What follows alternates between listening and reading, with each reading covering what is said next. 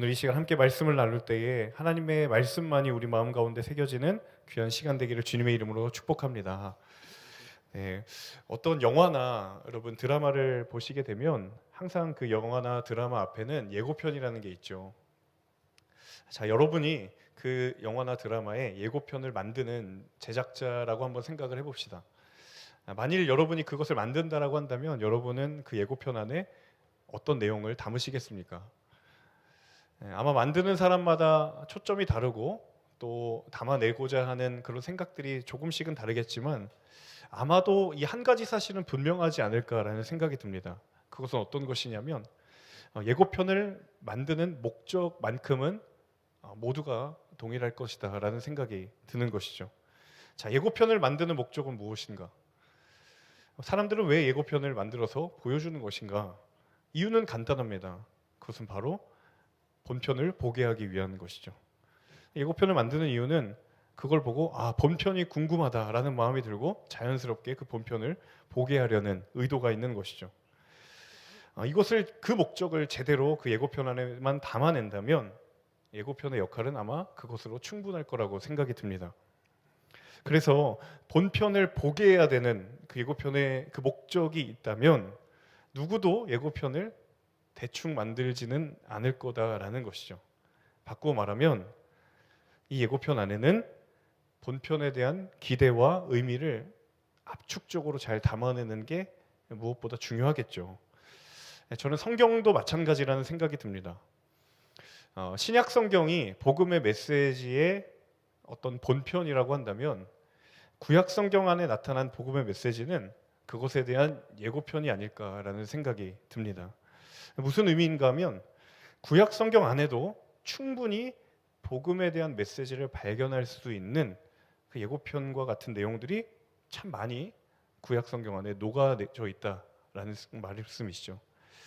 성경에 대해서 그리스도인들이 가끔 오해하는 부분들이 있는데 그것이 무엇인가 하면 신약에는 복음이 있는데 구약에는 복음이 없다라고 생각하는 분들이 간혹 있는 것 같습니다.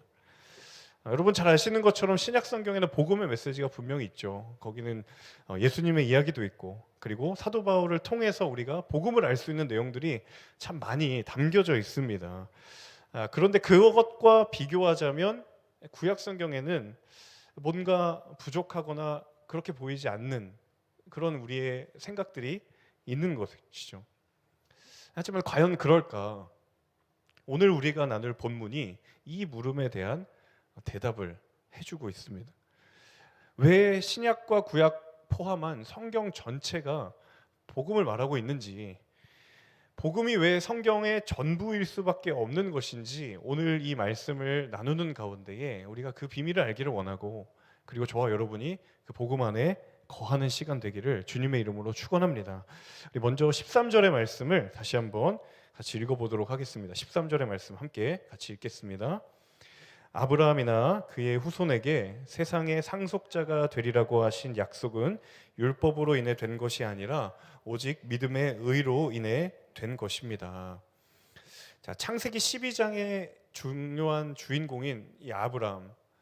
창세기 12장을 보시면 하나님께서 아브라함을 부르시고 그리고 그 아브라함에게 하나님께서 하고자 하시는 약속을 말씀하시는 장면이 바로 창세기 12장에 등장합니다. 어떤 내용이냐면 아브라함에게 내가 너로 큰 민족을 이룰 것이고 그리고 내가 복의 근원이 될 것이다라는 그 약속을 하고 있죠. 자, 그런데 가만히 한번 생각해 보면 바로 그 창세기 12장에 그 하나님과 아브라함과의 만남이 이루어질 그 당시는 율법이라는 것이 전혀 존재하지 않았던 시대입니다. 시간을 한참 거슬러 올라가 보면 그 아브라함과 하나님이 창세기 12장에서 하나님의 약속 가운데에 약속을 맺는 그때는 율법이 주어지기 너무도 오랜 이전의 상황이다라는 것이죠. 무슨 의미인가 하면 하나님께서 하나님의 약속을 아브라함에게 말씀하실 때 그 말씀의 근거가 율법에 있지 않았다라는 것입니다. 이 사실이 오늘 전체의 본문을 이해하는 데 굉장히 중요한 키가 됩니다. 하나님께서 아브라함에게 약속하실 때 그 약속의 근거, 그 약속의 바탕에 율법이라는 것은 전혀 없었다라는 거예요. 한참 지나고 모세의 때에 하나님께서 이스라엘 백성들에게 율법을 주셨잖아요. 그보다 훨씬 앞서서 율법이 없었던 때에 하나님께서 아브라함에게 약속하셨다는 거예요. 자, 이 말을 바꾸어 말하면 처음부터 하나님은 율법을 기준으로 세울 마음이 없었다라는 겁니다. 만일 정말 하나님께서 율법이 기준이 되고 약속의 근거가 되고 하나님의 자녀의 토대가 된다고 했다면 이미 아브라함과 약속할 때에 그 율법은 하나님이 말씀하셨어야 되는 겁니다. 그 율법은 전혀 없었어요. 하나님은 단지 한 가지, 아브라함의 반응만 봐도 알 수 있듯이 하나님께서 아브라함을 향하여서 약속을 말씀하실 때에 그의 반응 하나밖에 없었어요. 어떤 반응이었습니까? 그냥 믿음으로 반응하는 거예요. 율법은 전혀 존재하지 않았고 하나님께서 약속하실 때 아브라함이 보였던 반응은 딱 한 가지였어요. 믿음으로 그것을 믿고 반응했다라는 거예요. 창세기 15장 6절에 이 부분을 압축적으로 한마디로 설명을 하고 있습니다. 우리 창세기 15장 6절 같이 한번 읽어볼까요? 함께 읽습니다. 아브라함이 여호와를 믿었습니다. 그래서 앞서 아브라함의 그런 믿음 때문에 그를 의롭게 여기셨습니다. 자, 아브라함의 반응은 한 가지입니다. 아브라함이 여호와를 믿었습니다. 저는 하나님과 아브라함이 이 약속을 언약을 맺는 장면을 묵상할 때마다 개인적으로 한 가지 늘 드는 생각이 있어요. 어떤 생각이냐면 굉장히 불공평하다라는 생각이 드는 거예요. 그러니까 하나님과 아브라함이 약속을 맺는 그 약속의 관계 자체가 굉장히 기울어진 운동장인 것 같다라는 생각이 드는 거예요. 하나님은 많은 것을 아브라함에게 약속하지만 정작 아브라함은 하나님께 보인 반응이라고는 그냥 하나님을 믿은 믿음의 반응 하나였다라는 거예요. 생각해 보면 하나님이 아브라함에게 약속하신 것에 비교해 볼 때 정작 아브라함이 하나님께 드린 건 굉장히 보잘것없는 거예요. 그냥 믿었다. 믿는 반응 하나였던 거예요. 그게 전부였다라는 거예요. 성경은 그럼에도 불구하고 그 아브라함의 믿음 하나가 하나님 앞에서 의롭게 되었다라는 거예요. 구원의 열쇠가 되는 그 의로움이 하나님을 믿는 믿음 하나의 반응으로 이루어졌다는 거예요. 여러분, 믿음은 하나님에 대한 반응입니다. 하나님은 우리에게 어떤 것을 요구하시는 것이 아니라 그 믿음이란 반응을 우리 가운데 요구하신다라는 거예요.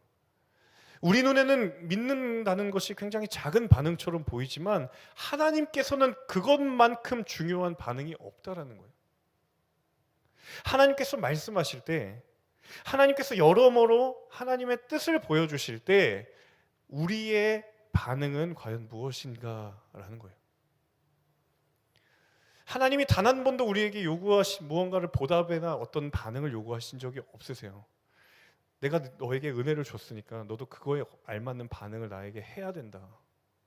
기브앤테이크의 관계를 하나님이 요구하시지 않았다는 거예요.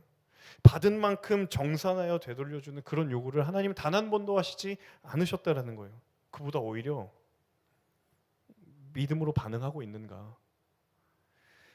나의 반응은 하나님을 향한 믿음이 맞는가? 여러분, 하나님이 우리에게 뭔가 거창한 것, 많은 것을 요구하는 듯 해 보이지만 아브라함과 하나님의 관계를 통해서 알 수 있는 굉장히 중요한 소망의 메시지는 무엇이냐면 하나님은 우리에게 믿음이란 반응을 요구하신다는 거예요. 여러분, 그 믿음의 반응을 보이시는 저와 여러분 되시기를 주님의 이름으로 축원합니다. 여러분, 하나님 앞에서 침묵하지 않고 반응하십시오. 외면하지 말고 응답하십시오. 그 우리의 믿음의 응답이 하나님께서 가장 원하시는 대답이요 반응이 될 줄로 믿습니다. 저희 집에 아들이 둘이 있는데요.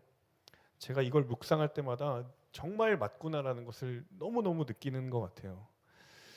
제가 아이들에게 무언가를 해줬을 때 아이들이 되게 좋아하거든요. 뭐 예를 들면 이제 아울렛이 이렇게 가게 되면 이렇게 아이들에게 좀 미안해서 이렇게 들어올 때 잠깐 틈이 나면은 이렇게 뭘 조그만한 젤리라든지 이런 걸 사다 줘요. 그러면 거기에 대해서 뭘 하냐면 반응을 하거든요. 근데 제가 부모된 입장에서 자, 내가 젤리를 사줬으니 이거 $400야. 그 돈 나한테 주라고. 제가 영수증을 청구하거나 그러지 않잖아요. 그들의 그 제가 주는 선물을 바라보면서 기뻐하고 좋아하는 반응 안 하면 다 끝난 거예요. 하나님이 우리에게 무언가를 약속하실 때 내가 너에게 큰 민족을 이루겠다, 내가 내게 큰 자손을 이루게 하겠다, 땅을 주겠다라고 하는 그 많은 약속을 아브라함에게 했지만 하나님이 정작 아브라함에게 요구한 것은 그 약속을 믿는 믿음 하나라는 거예요.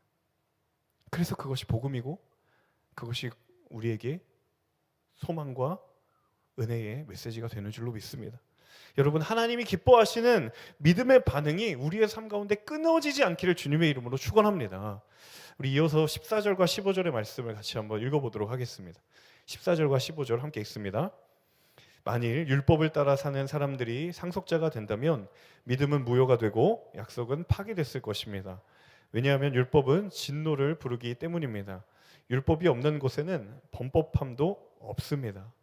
자, 이제 바울이 믿음의 정반대되는 가정을 지금 하고 있는 거예요. 만약에 하나님이 정말 믿음이 아니라 율법을 기준을 삼으셨고 그것에 따라서 하나님의 약속을 이루셨다라고 가정해 보자라고 하고 14절 15절을 이야기하는 거예요. 자, 그러면 어떤 결과가 일어나냐면 당장 그 약속은 깨졌을 거라는 거예요. 율법이 기준이 되는 순간 어떤 일이 일어나는가? 이제는 율법을 다 지켜야만 하는 필수적인 상황이 생길 수밖에 없다는 거예요.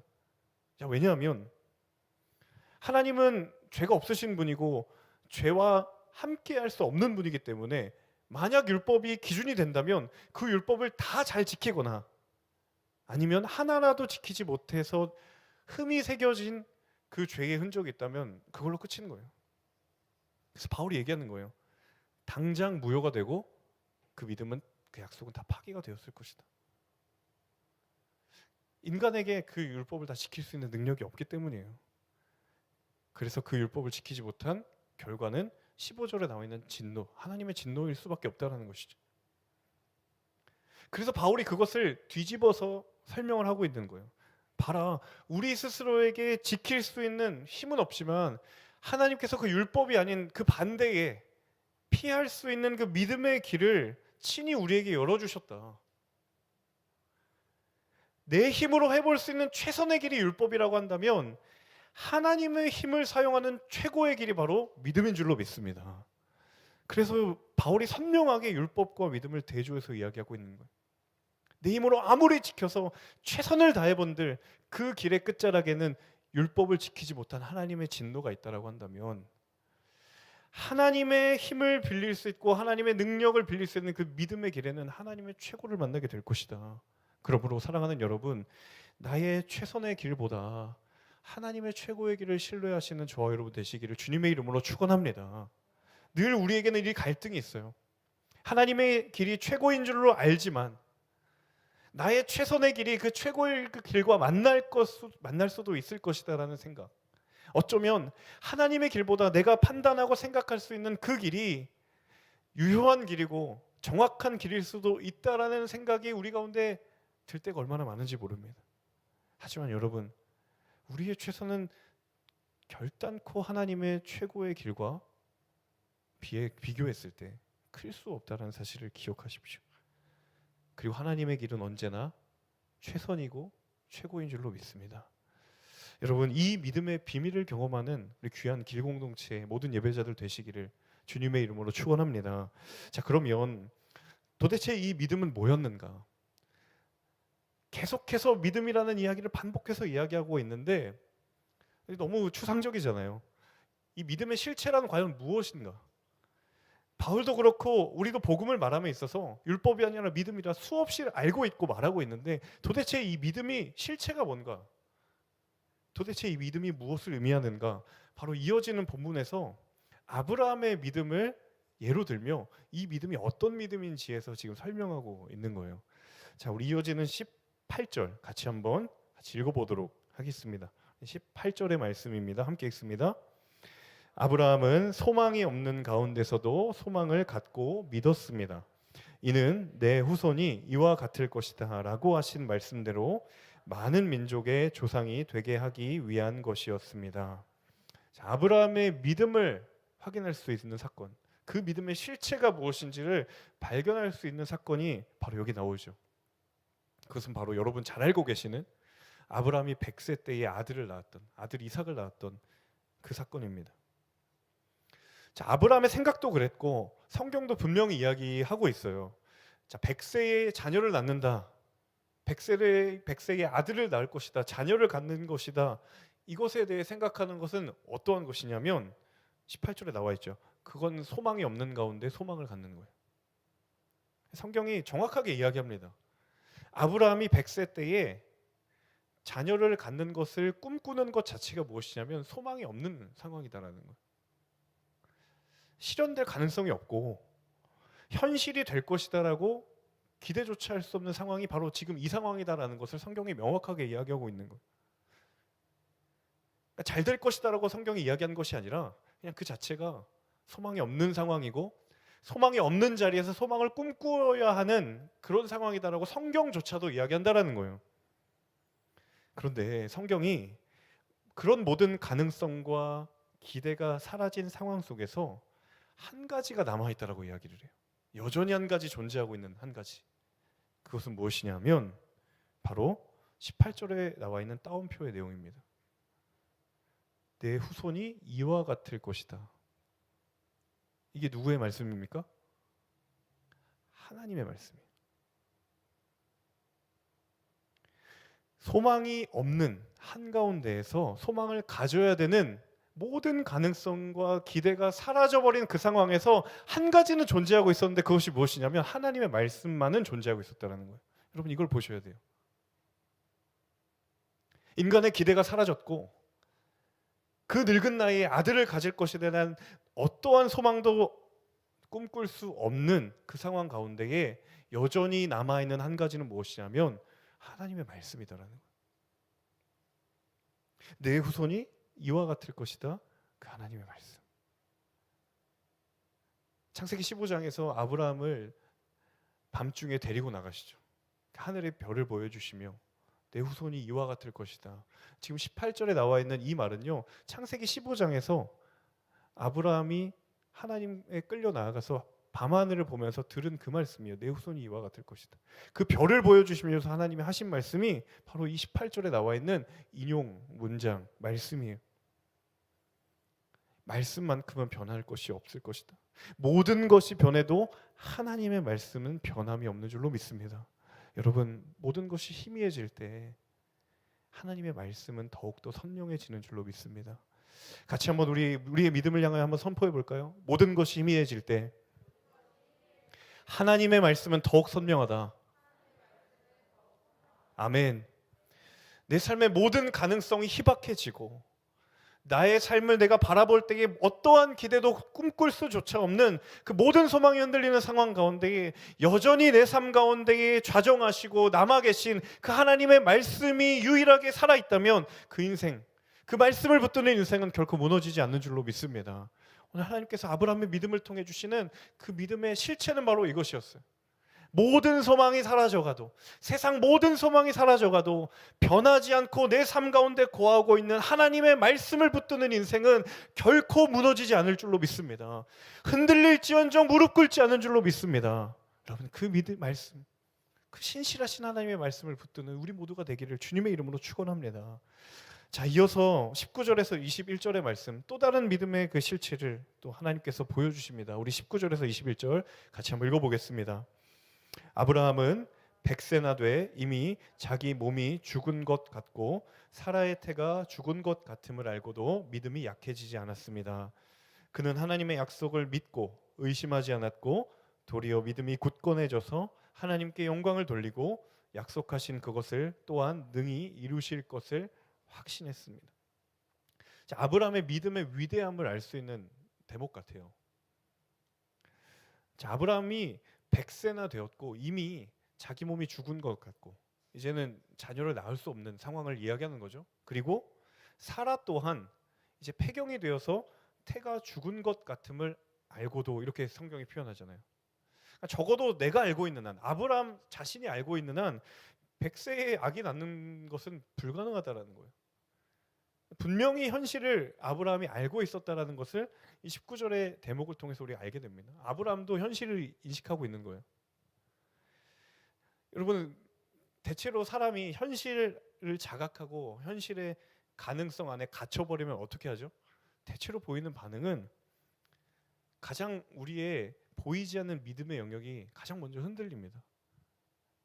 왜냐하면 사람들은 그러한 상황일수록 명확하고 그리고 분명한 것들에게 내 확신을 갖기를 원하는 마음이 있기 때문에 그렇죠. 모든 상황들이 제로에 수렴하고 있을 때 가장 먼저 흔들리는 것은 다름 아닌 우리의 믿음이에요. 보이지 않는 우리의 믿음들. 보이지 않기 때문에 더 흔들리기 쉽고, 보이지 않기 때문에 더욱더 우리는 그 반대로 보이는 것으로부터 확신을 얻고 싶은 마음들이 있잖아요. 아브라함도 얼마든지 그럴 수 있었다라는 거예요. 100세에 이미 자기는 죽은 몸 같았고, 사라도 100세에 태가 죽은 것 같은 것을 알았다라는 거예요. 자, 그런 상황에서 아브라함도 얼마든지 모든 불가능한 현실 가운데에 믿음을 놓을 수도 있었던 그런 상황이었다라는 거예요. 그런데 말씀은 무엇이라고 얘기하냐면, 그럼에도 불구하고 믿음이 약해지지 않았다. 그럼에도 불구하고 하나님의 약속을 믿고 의심하지 않았다.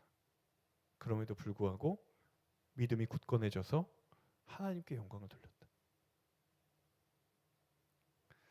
여러분, 우리가 정말 알아야 되는 것은 현실이 아니라 하나님을 향한 믿음인 줄로 믿습니다. 우리가 정말로 우리가 모든 가능성이 닫혀진 상황에서 진짜 더욱더 알아야 되는 것은 현실을 더욱더 알아야 되고 인식하는 것을 뛰어넘어 하나님을 향한 믿음을 알아야 되는 줄로 믿습니다. 많은 사람들이 이 이야기를 하면 그러면 현실을 다 외면하라는 거냐, 회피하라는 거냐, 이 말을 하는 게 아니에요. 우리가 발디디고 있는 현실의 자리 가운데에서 우리는 우리가 할 수 있는 최선의 것을, 우리가 할 수 있는 수고와 우리가 할 수 있는 노력이 분명히 있죠. 하지만 그것만 안다고 하여서 우리의 닫혀진 가능성들을 우리의 힘으로 열 수 있는가? 아브라함의 믿음이 그걸 이야기해주고 있잖아요. 아브라함은 할 수 없었지만 하나님이 태의 문을 여셨고 하나님이 그 축복의 문을 여셨던 것처럼, 그 상황 속에서 아브라함이 얼마나 하나님을 알기 위하여 애를 썼는가, 하나님을 향한 믿음을 가지기 위하여, 그 믿음을 붙들기 위하여 얼마나 애를 썼는가. 여러분, 말씀은 오늘 저와 여러분 가운데 묻고 있다는 거예요. 불확실함보다 안정과 확신을 추구하려고 하는 내 모습 가운데에, 그 상황 속에서 나는 얼마나 하나님을 알기 위하여 애를 쓰고 있는가, 나는 얼마나 하나님을 향한 믿음 위에 거하기를 힘쓰고 있는가. 여러분, 저와 여러분은 어떠하신가요? 여러분은 무엇을 알기 위해 힘쓰고 계십니까? 여러분, 무엇을 알기 위해 시간을 썼고 무엇을 알기 위해 마음을 쏟고 있습니까? 요한복음이 이야기하고 있는 것처럼 영생이라고 하는 것은 유일하신 참 하나님과 그의 유일하신 아들 예수 그리스도를 아는 것인 줄로 믿습니다. 여러분, 거기에 흔들리지 않는 소망을 발견하는 우리 모두가 될 수 있기를 주님의 이름으로 축원합니다.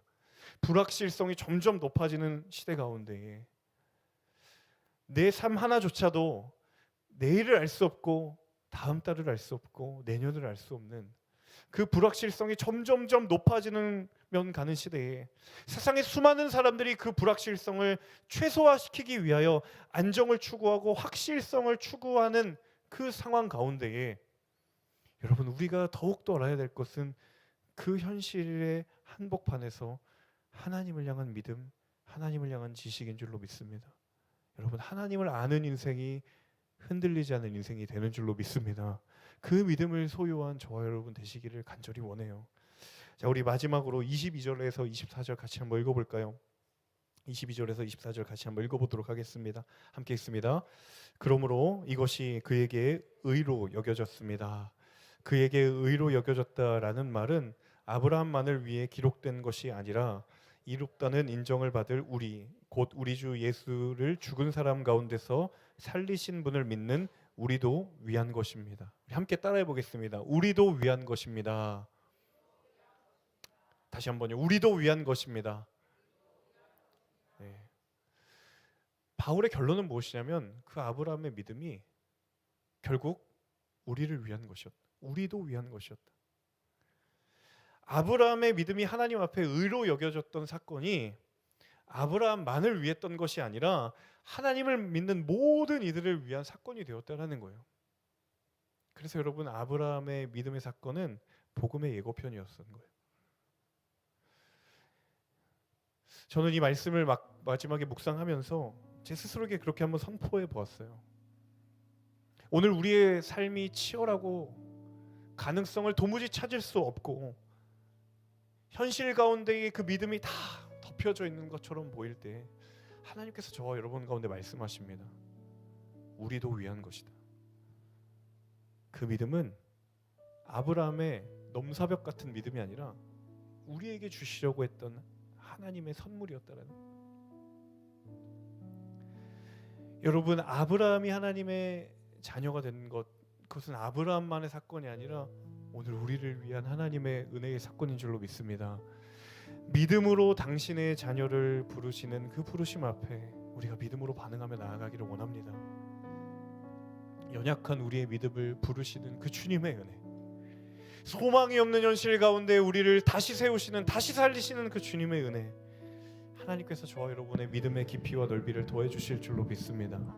여러분, 그 믿음 위에서는 그러한 복된 믿음의 걸음을 걸어가시는 우리 사랑하는 길공동체 모든 예배자들 되시기를 주님의 이름으로 축원합니다.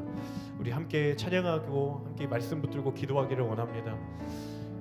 소망이 없는 내 삶 가운데에 산 소망을 허락하시고 새 생명을 허락하신 그 주님의 이름을 찬양합니다. 내 삶을 주께 다시 한번 드리고 그 믿음 드리기를 원합니다. 우리 함께 이 찬양으로 믿음의 고백을 담아 찬양하면 좋겠습니다.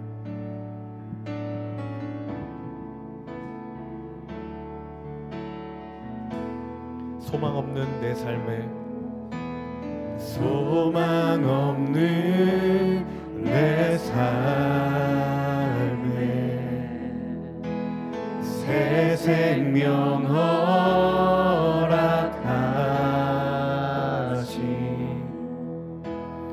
날 향한 주님의 은혜, 놀라운 주님의 사랑, 삶의 문제 힘겨워 눈물만 흘릴 때도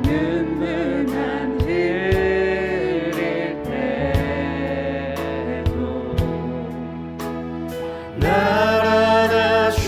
안아주시는 주님, 한없는 주님의 사랑, 한없는 주님의 사랑, 나 찬양하네.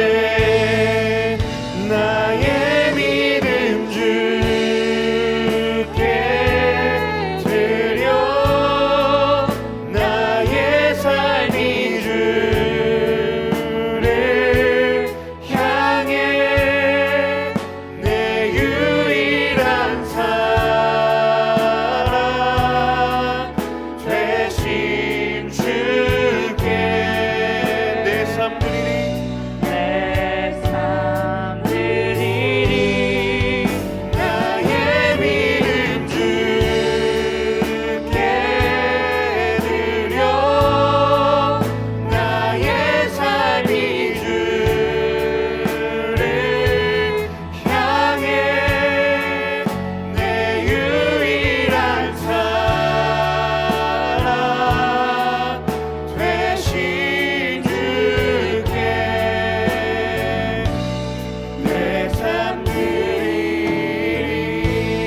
우리 다시 한번 고백할 때 그 자리에 일어나셔서 우리 함께 찬양하며 나아가겠습니다. 소망 없는 내 삶에, 소망 없는 내 삶에 새 생명 허락하신, 새 생명 허락하신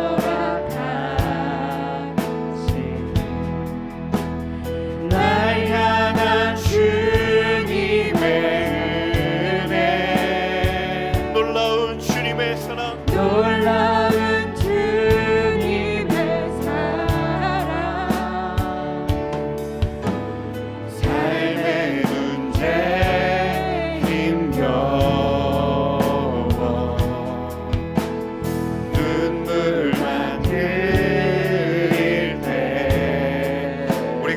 주의 사랑을 의지하며 나아갑니다. 날 안아주시는 주님, 한없는 주님의 사랑 나 찬양하네. 나의 믿음 주께 드려. 나의 삶이 주님 향해 내 유일한 사랑 되신 주께 내 삶 드리리. 나의 믿음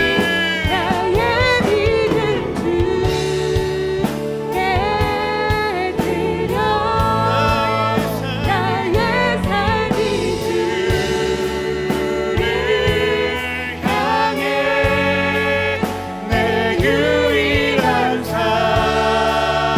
사랑 되신 주께 내 삶 다시 한번 고백합니다.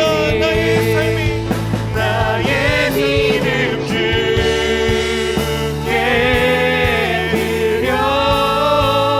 나의 삶이 주를 향해 내 유일한 사랑 유일한 사랑 되신 주께 내 삶 드리리.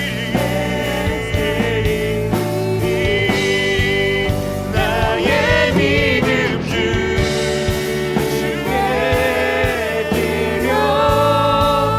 나의 삶이 주를 향해 내 유일한 사랑 되신 유일한 사랑 되신 주께 네 우리 다시 한번 믿음으로 찬양합니다. 나의 믿음 나의 믿음 주께 드려. 나의 삶이 주를 향해 내 유일한 사랑 되신 주께 주님 우리가 믿음을 고백하며 나아가기를 원합니다. 드리리. 나의 믿음 주께 드려. 나의 삶이 주를 향해 내 유일한 사랑 되신 주께 내 삶 드리리. 나의 믿음 주께 드려. 나의 삶이 주를 향해 내 유일한 사랑 되신 주께 내 삶 드리리. 나의 믿음 주께 드려. 오 주님 나의 삶이 나의 삶이 주를 향해 주님 우리의 유일한 사랑 되십니다. 유일한 사랑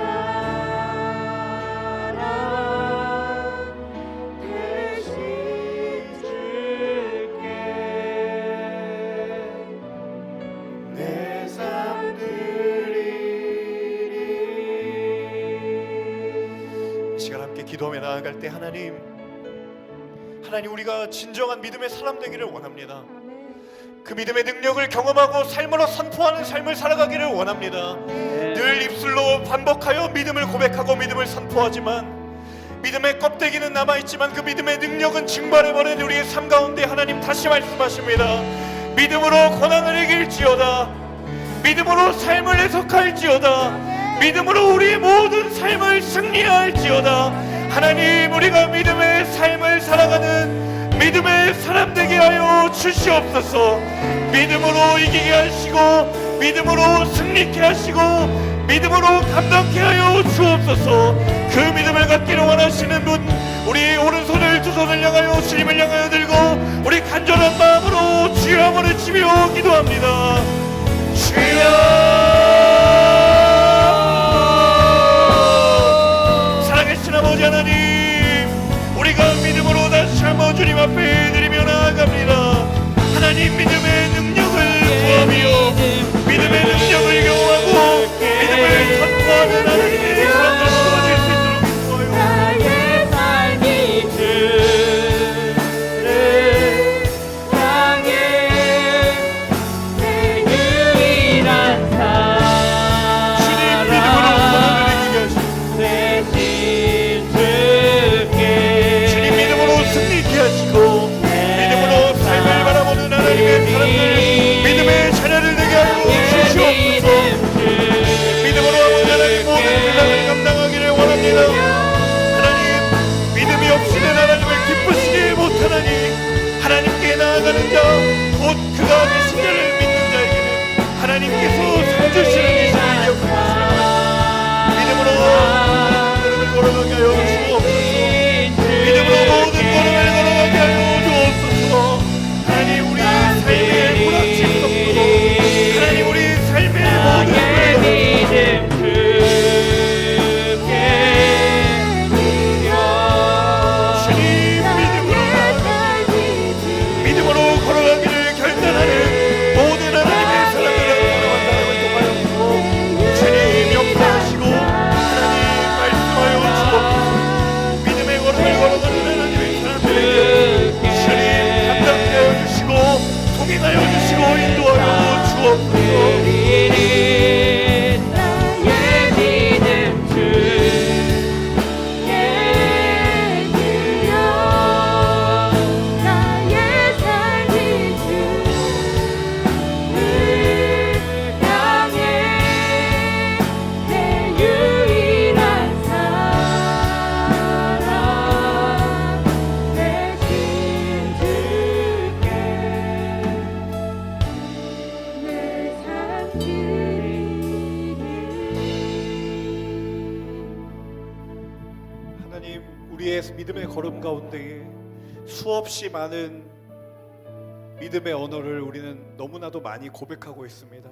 하지만 그 고백에 우리의 삶의 능력이 있었는지 생각할 때마다 때로는 우리의 마음 가운데 공허함이 있고 허무함이 밀려들고 그 믿음이 정말 내게 있는 것인가 라는 그 의심의 물음마저 들 때 하나님 다시 한번 그 믿음의 자리로 우리를 부르셔서 말씀하시고 그 믿음 가운데 거하시게 하시는 그 아버지 하나님의 부르심을 다시 한번 바라보며 하나님의 선하신 인도하심을 구합니다.